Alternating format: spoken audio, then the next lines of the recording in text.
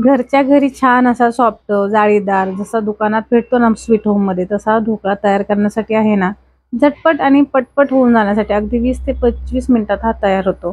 तर आपल्याकडे जे घरात अवेलेबल बेसन असतं ना, ते बेसन घ्यायचं। तुम्हाला जेवढं हवं त्या प्रमाणात मी 1 वाटी बेसन घेतलेलं आहे।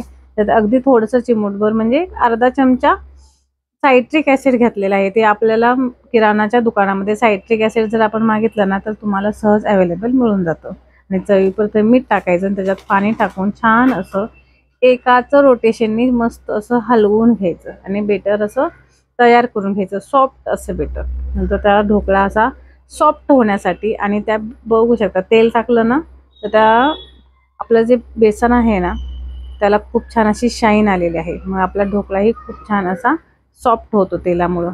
मग ते सगळं असं छानसं हलवून घ्यायचं आणि ढोकळ्याचं हे पीठ आहे ते 10 मिनिटासाठी असं मुरत ठेवायचं। झाकून ठेवा मुरत ठेवण्यासाठी 10 मिनिटासाठी।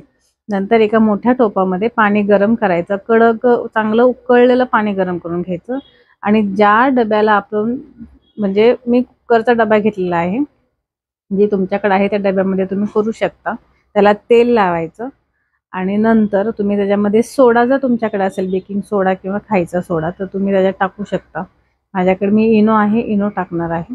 हा 1 चमचा मी इनो टाकते। त्याच्यामध्ये वरती थोडंसं अगदी पाणी टाकायचं म्हणजे आपला जो इनो आहे ना, तो ॲक्टिव्ह होईल आणि असं मी हाताने हलवून घेते म्हणजे काय होईल, इनो आहे ना आपल्या पिठामध्ये सगळीकडे बरोबर असं मिक्स होईल। म्हणजे हे फास्ट प्रोसेस करायची असते।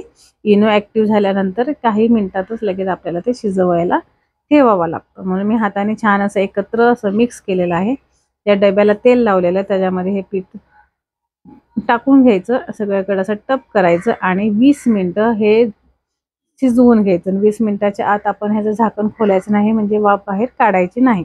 नंतर फोडणीसाठी पाणी तयार करूया आपण। पाणी तयार करण्यासाठी तेल गरम करायचं, त्याच्यामध्ये मोहरी, मिरची, मीठ, साखर, पाणी आणि कढीपत्ता हे छानसं टाकून सगळं तडका बसला की त्याच्यामध्ये अर्धा ग्लास पाणी टाकायचं आणि चवीपुरती मीठ आणि 2 चमचे साखर टाकायचे म्हणजे खूप छान अशी याला पाण्यालाही टेस्ट येते। नंतर 20 मिनिटांनी ढोकळा तयार केलेला आहे। कढईने पूर्ण कडा सोडवून ढोकळा एका ताटामध्ये काढून घ्यायचा। नॉर्मल गरम पाहिजे ढोकळा आणि जे पाणी असतं ना, तेही नॉर्मल गरमच ठेवायचं म्हणजे ते छान असं त्याच्यामध्ये ते मुरतं। नंतर ढोकळ्याला जे हवं आहे त्या आकाराने कट करायचं आणि जे फोडणीचं पाणी आहे ना त्याच्यामध्ये टाकायचं आणि वरनं कोथिंबीर टाकायची आणि केचप आणि सॉस बरोबर हे खायला घ्यायचं। खूपच छान लागतं। तुम्ही एकदा नक्की ट्राय करा। आवडल्यास लाईक, शेअर, सबस्क्राईब नक्की करा।